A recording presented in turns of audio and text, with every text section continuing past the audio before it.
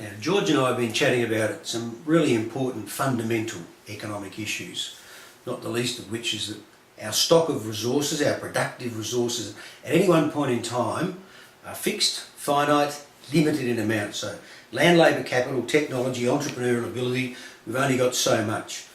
We need to make some decisions about what we do with our resources, what to produce, how much to produce, for whom to produce. So we need a system to solve some of those basic fundamental problems. What I want to do here is to introduce you to a little model, a little visual tool that we employ in economics. And this one's called our production possibility frontier.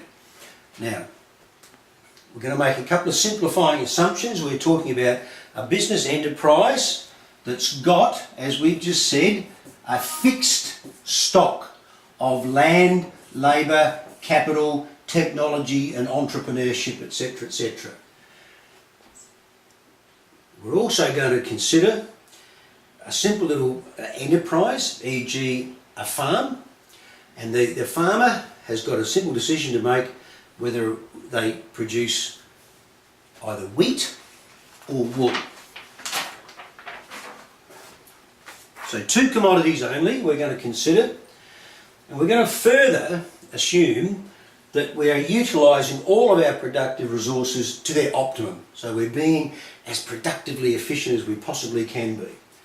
So here's the issue.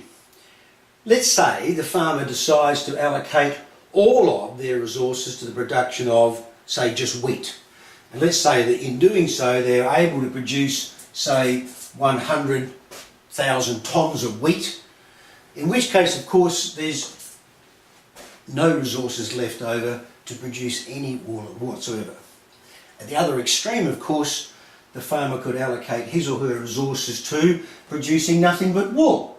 And similarly, let's say 100,000 bales of wool could be produced, and of course, therefore, no wheat whatsoever. Now, in between the two extremes are a host of what we call alternative production possibilities. Now, we call this little model our PPF, and the letter F stands for frontier, a point that you can reach but not go beyond. Why is that useful? Because it reminds us constantly that our resources are fixed and we are limited in terms of our productive capabilities. So what we can do here is to transfer our data onto a relatively simple little model.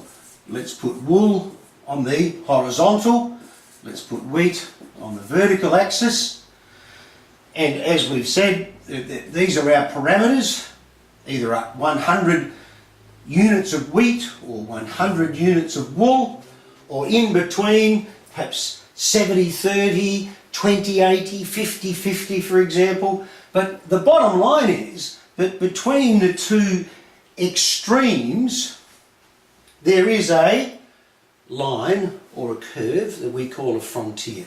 It depicts the limits to production. So let's say we were operating down here at point F initially. So we were allocating all of our resources to production of wool. And let's say we decided to move to, say, point E. We wanted to expand our level of production of, say, wheat from 0 to, say, 30 units. Now, what we can see straight away is that in order to increase our production of wheat, we need to curtail our production of wool. Now, this is where this model is particularly useful. What this tells us straight away is that in order to increase the production of one thing, we by necessity have to give up or sacrifice the opportunity of producing the other product as well. And this is what we call opportunity cost.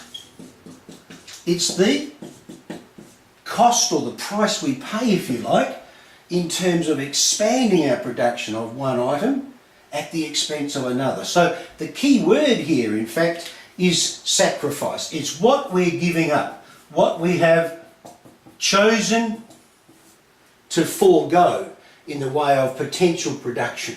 And look, we can do this anywhere along here, and any time you transfer resources away from one alternative to another, that will by necessity occur.